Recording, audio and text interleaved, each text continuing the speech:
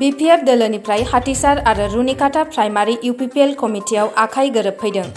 बिसायख'थि नङाब्लाबो बिसायख'थिनि थासारि सोमजिदों। चिरां जिल्ला भारत-भुटान सिमनानि हाथिसार प्राइमारिनि सिङाव गोग्लैनाय 1 नं आइपुवालि गामिनि गासै 12 जन आरो रुनिकाटायाव गासै 4 जन बिपिएफ दोलोखौ मदद खालामबोनायखौ सुबुंफ्रा इउपिपिएल दोलोआव ओनसोलनि जौगानायखौ हास्थायना एमएलए जयन्त बसुमतारीजों आखाइ गोरोबफैदों आरो एमएलए जयन्त बसुमतारीया गासैखौबो बरायनानै लादों।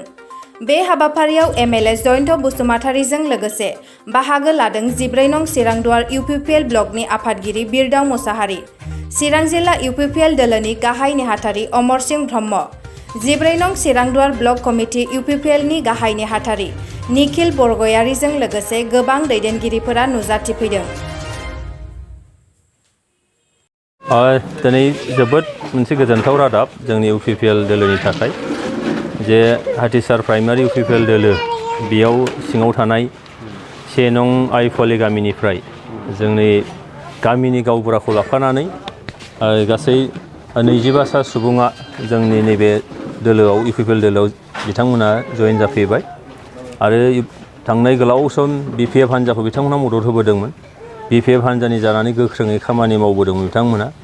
बिदिनो दिनैहाय बिथांमोना थांनाय 17 बोसोर बिपिएफ सरकारनि समाव बिथांमोननि गामिया मा लाब जाखो, गासै ओनसोला मा मोनखो मोनदिया आरो दिनैनि दानि बे सरकारा 19-20 दान बे सरकारा रायजो राजाफोरनो मा होगासिनो दं बे बाथ्राखौ बिथांमोना मोनथिनानै बिथांमोना दिनै जोंनि दोलोआव हाबफैबाय।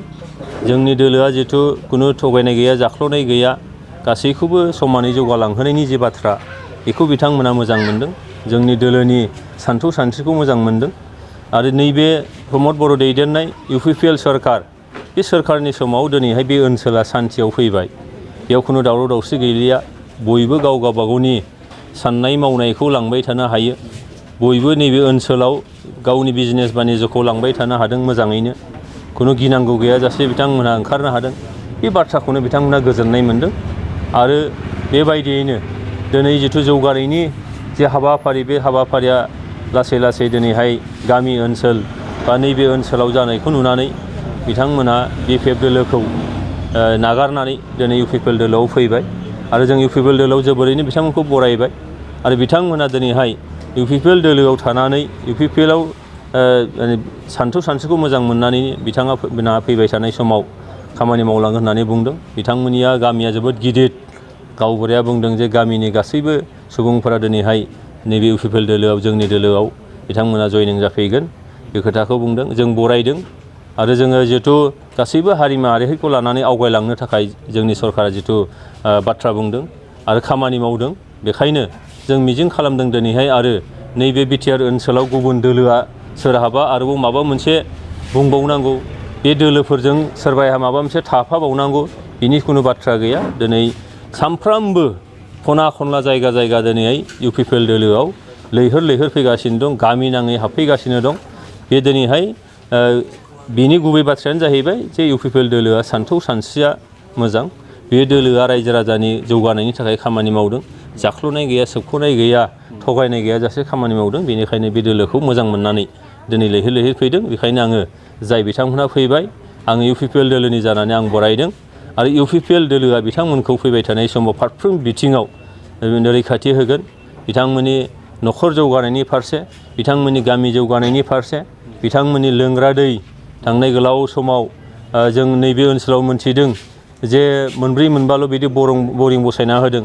जोंनि सरकारा फैनाय लोगो लोगोनो दानथामनि गेजेरावनो नैबे ओनसोलाव गासै माने 14था बरिं बसायना होदों। दिनै बेजों रायजो राजाफ्रा खुसि जादों आरो नैबे ओनसोलाव गोबां माखासे फसंथानफोर फैगासिनो दङ।